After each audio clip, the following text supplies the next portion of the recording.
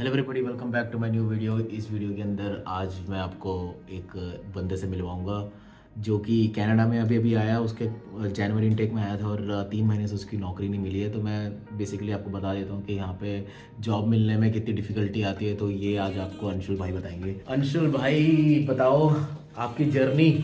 और भाई क्या हाल चाल सबके। मेरी जर्नी यार ऊपर नीचे ही रही है कनाडा के, क्योंकि किसी कैसा ने लगा कनाडा? कनाडा जब तक जॉब नहीं थी तब तक तो अच्छा लग रहा था, क्योंकि कुछ करने को था नहीं, सिर्फ घूमते फिरते रहते थे। अभी देखो जॉब गलती से लग गई है तो सबसे पहले तो गाइज आपको मैं अंशुल भाई के बारे में बता देता हूँ। अंशुल भाई है चेस में सबसे टॉप लेवल के खिलाड़ी, क्योंकि ये कॉमनवेल्थ खेल के आए थे। कॉमनवेल्थ खेला है और स्विमिंग में भी काफ़ी आगे निकल चुके थे अपनी लाइफ में। तो फिर इनको कुछ इंजरी की वजह से स्विमिंग गिव अप करना पड़ा। गाइज अभी अंशुल भाई जनवरी इनटेक में यहाँ पे आ चुके थे। तो जनवरी इनटेक में आने के बाद अभी चल रहा है अप्रैल। तो 4 महीने से मतलब करीबन ऑलमोस्ट 3 महीने से वो नौकरी के लिए इधर उधर बहुत ट्राई कर रहे थे, लेकिन अभी तक मिला नहीं था अंशुल भाई को। तो फाइनली उनको नौकरी मिल गई है और मैकडी में लगी है। तो उसके बारे में जानते हैं अभी तक की जर्नी कैसी थी भाई, बताओ। देखो यार, अभी तक तो मजे थे, क्योंकि जॉब लग नहीं रही थी, सिर्फ घूमना फिरना हो रहा था। पर जॉब ने जितनी बचाई है अपनी, मतलब हर जगह से ऑनलाइन, एक तो कहते हैं ये लोग ऑनलाइन अप्लाई करते रहो और ऑनलाइन के अंदर 1-2 दिन में आ जाता है कि सॉरी हम किसी और के साथ जाना चाहते हैं, आपकी प्रोफाइल नहीं अच्छी लगी। समझ नहीं आता था रिज्यूमे में इतना बेकार क्या चीज़ है। फिर मैं गया 2-3 मतलब जॉइंट्स वगैरह पे गया, 2-3 रिटेल स्टोर्स पे गया। तो वहाँ ना काफ़ी अच्छे मैनेजर्स मिले, तो उन्होंने काफ़ी हेल्प की। उन्होंने बोला कि आप ऐसे, मतलब एडवाइस किया कि ये चीज़ें करो। तो उनमें से एक मैं एडवाइस आप लोगों को दे सकता हूँ कि अपने रिज्यूमे के अंदर ना कोई, मतलब जिस तरह की जॉब चाहिए आपको उस तरह का कुछ एक्सपीरियंस डालो अपने लिए। लाइक आपको रिटेल में चाहिए तो रिटेल का कोई एक्सपीरियंस डाल दो। मतलब बेसिकली ऐसा सीन है कि जैसे अब अंशुल ने क्या किया था गलती की, उसने जब रेज्यूमे निकाला था तो उसके अंदर उसने अपना एक्चुअल का एक्सपीरियंस लिख दिया, जो कि वो खुद का मैनेजर लिख दिया, या फिर कोई ऐसी लिख दी जो कि इस टाइप की जॉब्स के लिए ओवर क्वालिफाइड होती है। तो ऐसे में आपको ऑटोमेटिकली रिज्यूम रिजेक्ट कर देते हैं। तो आपको ऐसा करना है कि आप इतना कुछ शो ऑफ मत करो, क्योंकि यहाँ पे आपको आते ही मैनेजर की नौकरी कोई नहीं देने वाला। आपको आते ही सबसे पहले तो छोटी मोटी नौकरी मिलेगी, या फिर आपको कैशियर बना दिया, या फिर एसोसिएट लेवल की मिलेगी। तो ऐसे में आपको बिल्कुल भी मैनेजर या फिर आपको नॉक बी वाली कोई भी टाइप टर्म्स नहीं लिखनी है। आपको सिंपली लिख देना है या फिर मैं कस्टमर सर्विस में था, या फिर कैशियर था, या फिर बना के लिख दो बेसिकली। क्योंकि जब भी तूने गलती करी थी तो तेरा हायरिंग नहीं हुआ था। क्योंकि जहाँ पे इसने लिखा कि I was the manager here, I was manager there, 2-3 experience लिख दिया उन्होंने, वही सोच लिया यार ये तो ओवर क्वालिफाइड है। और मैं इसे एक और चीज आप लोग को बताना चाहता हूँ कि आप कम से कम ना अपने 3 रेज्यूमे एटलीस्ट बना के रखो। 3 का मतलब ये है कि हर साइड के लिए एक रेज्यूमे, लाइक रिटेल के लिए अलग रेज्यूमे हो जाएगा, फूड जॉइंट के लिए अलग रेज्यूमे हो जाएगा। बिल्कुल सही बात, ठीक है ना। क्योंकि आप अगर, मैं जैसे एक एग्जांपल देता हूँ, एट लास्ट मैंने क्या किया था, 24/7 सबको पता ही होगा इंडिया में बहुत चलता है, तो उसका मैंने एज ए कैशियर डाल दिया था। अब उसके अंदर भी 3 तरह की चीज आ जाती है। वो डिपार्टमेंटल स्टोर है, ठीक है, वो वॉलमार्ट या ऐसी कोई जगह के लिए बहुत अच्छी चीज है, ठीक है ना। बट अगर मैं यही चीज किसी फूड जॉइंट या किसी रिटेल स्टोर पे करना चाहता हूँ तो काफी ज्यादा डिफरेंस आ जाता है, ठीक है ना। तो फूड जॉइंट के लिए फूड जॉइंट वाली नौकरी, लाइक अगर आपने कैशियर ही लिखना है तो सबवे में आप कैशियर थे, ठीक है ना, या मैकडोनल्ड्स में कहीं कैशियर थे। और सबसे इम्पोर्टेंट बात एक ही है कि अगर आपको यहाँ जॉब चाहिए ना, आपकी नेटवर्किंग बहुत अच्छी होनी चाहिए, ठीक है। अगर आपका मतलब कहीं से भी रेफरेंस निकल जाता है ना, गारंटी आप हायर हो। आपको इंटरव्यू के अंदर बेसिक चीजें फिर पूछेंगे और आप अगले दिन हायर हो जाओगे। अगर आपका रेफरेंस नहीं है, क्योंकि आज के टाइम में ना ऐसी है कि बंदों की सप्लाई बहुत ज्यादा है, जॉब्स की डिमांड कम है, तो ज्यादा इन्हें फर्क नहीं पड़ता कि आप आए नहीं आए। इन्होंने, अगर आपने एक बार भी, मतलब आज के टाइम में ये है कि एक बार भी आपने मैनेजर को तंग किया ना, उसने अगले दिन आपको कह देना चलो टाटा बाय बाय। फिर क्योंकि रेज्यूमे के यहाँ पे, मतलब लिटरली मैं बताता हूँ, 2-3 जगह पे मेरे सामने मैनेजर ने रेज्यूमे देखा और अंदर जाके फाड़ दिया। हाँ भाई ऐसा भी होता है, देख लो इधर, ठीक है ना। यहाँ पे इनको घंटा फर्क नहीं पड़ता आपका, मतलब क्या आप चाहते हो, आपको कितनी जरूरत है नौकरी की, क्योंकि आपकी तरह हजारों बैठे हैं इधर लेने के लिए, और आपसे पहले के भी बहुत होंगे। क्योंकि मेरे लिटरली बहुत दोस्त हैं जो 7-7, 8-8 महीने से ऐसे ही पड़े हुए। अब प्रॉब्लम भी ये आ चुकी है कि जो लास्ट ईयर अक्टूबर 7 से पहले जिसने भी स्टडी परमिट फाइल किया था उनको 40 आवर्स का लिमिट तो दे ही रखा था गवर्नमेंट ने। और ऐसे में क्या हुआ है कि जो ऑलरेडी 20 आवर्स कर रहे थे पहले से, उन्होंने अब 40 करना शुरू कर दिया। इसका मतलब ये हुआ कि जो नए बच्चे जो भी आ रहे हैं 20 आवर्स का परमिट लेके उनको आवर्स मिल नहीं रहे, तो ऐसे में बहुत दिक्कत भाई को भी हुई थी। अभी इतने टाइम के बाद 3 महीने बाद उन्होंने यहाँ वहाँ रेज्यूम बांटे, जो मिल रहा है उनसे नौकरी मांगी, रेफरेंस के थ्रू ही लास्ट में जॉब लगी, क्योंकि एक नॉन ने इनको रेफर करा। क्योंकि यहाँ पे भी रेफरेंस का भी ऐसा होता है कि हर कोई रेफर करने पे नहीं लगता, मैनेजर की जो लगता है कि मैनेजर को कि हाँ भाई एम्प्लॉय बंदा ही बढ़िया है जो किसी और को रेफर कर रहा है, तो उनकी रेफरल ज़्यादा मानी जाती है। गुडविल आपकी अच्छी गुडविल होनी चाहिए, ठीक है ना। उस बंदे की गुडविल है नहीं है, ये नहीं कि वो 10-15 कांड करके बैठे अपनी नौकरी में। हाँ, मोरे वगैरह मैनेजर ने कहना अब तो बिल्कुल नहीं रखना वही से, बिल्कुल सही बात है। क्योंकि ये दोनों मिलके यहाँ पे आगे बकचोदी करनी इन्होंने और कुछ नहीं यहाँ करना। पे ये तो होना ही है। तो हमेशा आप जब भी रेफर करोगे तो आप अपने ऐसे बंदे से रेफर लेना जो ऑलरेडी अच्छी बातचीत है उसकी मैनेजर से, तभी यहाँ पे काम चलेगा। और बेसिक चीज़ है, जो भी इंट्रोवर्ट्स आ रहे हैं ना, प्लीज़ अपना मतलब करो, नेटवर्किंग करो, नहीं तो नहीं सीरियसली। इसके बारे में हमने लास्ट वीडियो में बात करी थी, वंश के साथ बैठा हुआ था, वंश ने भी ये बात कही थी कि नेटवर्किंग से यहाँ पे सब कुछ होता है, अगर आप चुप बैठोगे तो यहाँ पे कुछ नहीं होने वाला। आप अगर चुप बैठोगे ना, इंडिया की तरह नहीं कि आप किसी को ना नहीं कर सकते, तो आपको हाँ में हाँ मिलानी पड़ेगी। यहाँ पे सब अपने बलबूते पे ही है, ठीक है ना। आपको दोस्त सबसे ज्यादा बनाने पड़ेंगे इधर, क्योंकि लास्ट दोस्तों ने ही काम आना है, कोई जॉब ने नहीं काम आना है यहाँ पे रहने के लिए। बताओ मानस भाई अगर कुछ गलत बोल रहा हूँ। बिल्कुल भाई, बिल्कुल करेक्ट बात है। और सबसे इम्पॉर्टेंट बात दूसरी ये है रिज्यूम बनाते टाइम कि आपको रिज्यूम को आप जब भी इंडीड वगैरह पर अप्लाई करते हो, क्योंकि पार्ट टाइम जॉब आपके फील्ड वाली अगर आपको मिल गई तो सबसे बेस्ट रहेगा, लेकिन आपको नहीं मिल रही है तो अगर आप इंडीड को अप्लाई करते हो तो इंडीड के अंदर आप जब भी रिज्यूम बनाते हो तो ATS फ्रेंडली रेज्यूम बनाना। ATS फ्रेंडली होता है ना वो। हाँ, इधर सॉफ्टवेयर है बहुत चलता है, मतलब हर जो भी अच्छी सी अच्छी कंपनी है वो ये वाला सॉफ्टवेयर यूज करती है, तो क्योंकि इनके पास क्या होता है हजारों होते हैं रिज्यूमे ऑनलाइन आए हुए।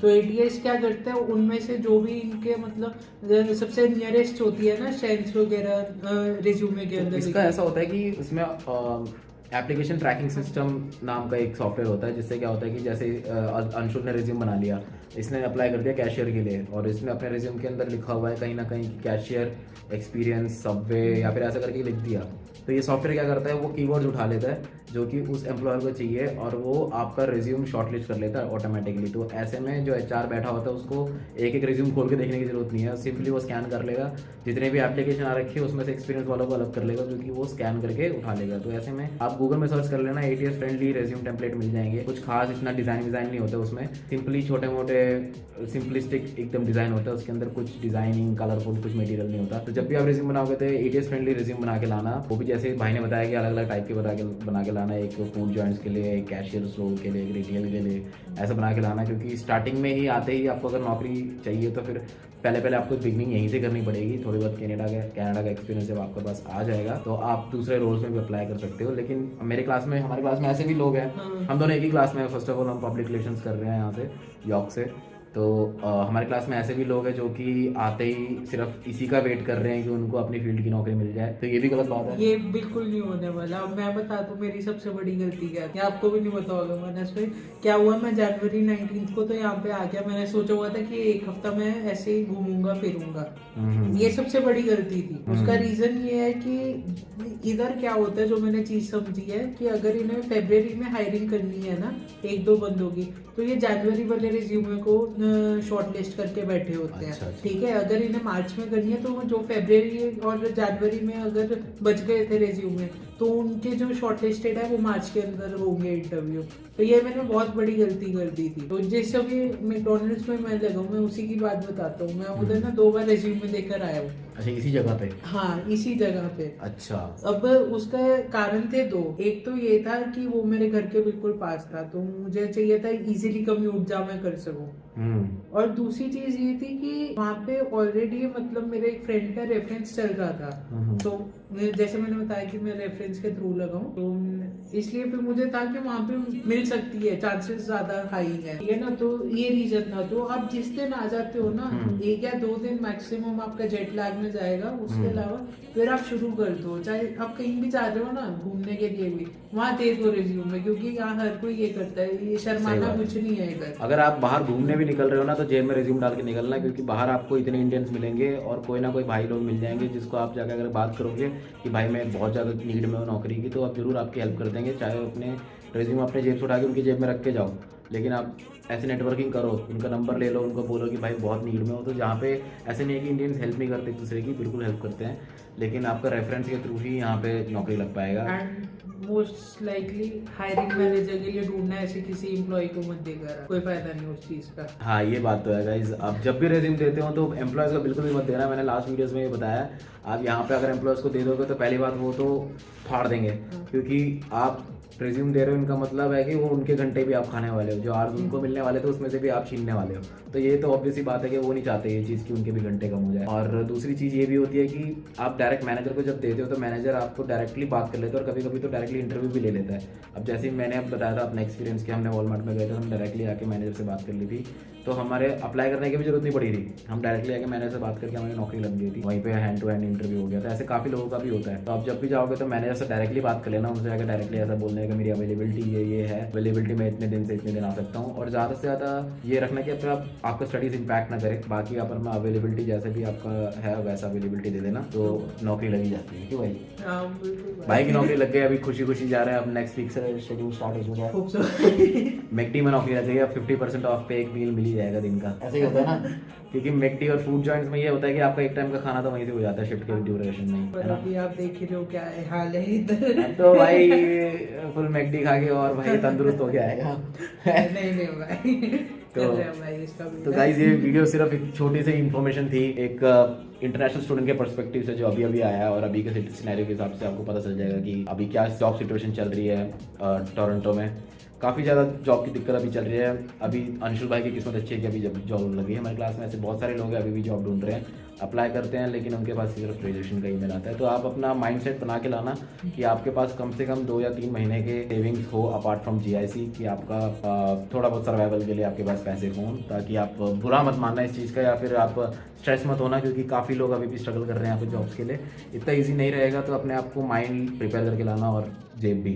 जस्ट रिकमेंडेशन है सबको, यहाँ पे मतलब आप कोई भी 4-5 जॉब साइट्स ढूंढ लेना, ठीक है, लाइक इंडीड हो गया, और भी 2-3 है, तो ताकि आप आते वहाँ पे अपना अपलोड कर सको रेज्यूमे वगैरह, ठीक है। और आपको मतलब ज्यादा वो नहीं पड़ेगा, क्योंकि इंडीड के ऊपर ही आप कोई भी लाइक नाम लिखते हो, वॉलमार्ट लिखते हो, तो वो वॉलमार्ट की दे देगा, फिर वहां से आपको कंपनी की साइट पे भेज देगा, ठीक है। तो इतना टेंशन नहीं लेना कि आपको पहले सर्च करनी पड़ेगी कंपनी, फिर वहां से आप जाओगे, ठीक है। और दूसरी चीज ये है, ये 2-3 जो सीजनल होती हैं चीजें, लाइक वंडरलैंड थीम पार्क्स वगैरह हो गए, तो उनकी भी जॉब अपॉर्चुनिटीज काफी है। करेक्ट। तो आप जब आते हो या इंडिया से भी देकर आओ रेज्यूमे, ताकि सपोज आपकी कल फ्लाइट है तो आज भर दो रेज्यूमे, क्योंकि 1-2 दिन के अंदर तो उनका भी रिप्लाई नहीं आने वाला है, वीक लेते हैं वो लोग। तो ऐसे में आप क्या कर सकते हो कि मैंने ये इसके बारे में मैंने काफ़ी सोचा था, तो आप ऐसा क्या कर सकते हो कि आप इंडिया से आने से 1 हफ्ते से पहले ही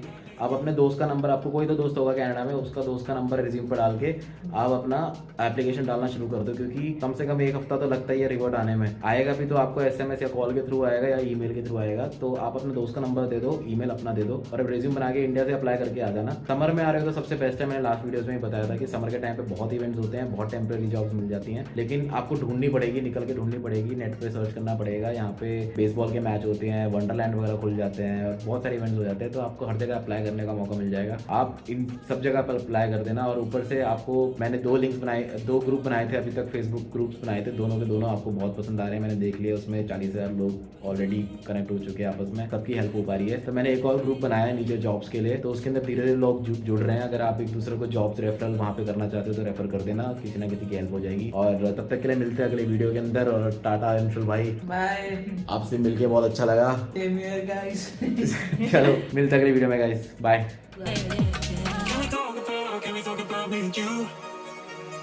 Can we talk about the truth?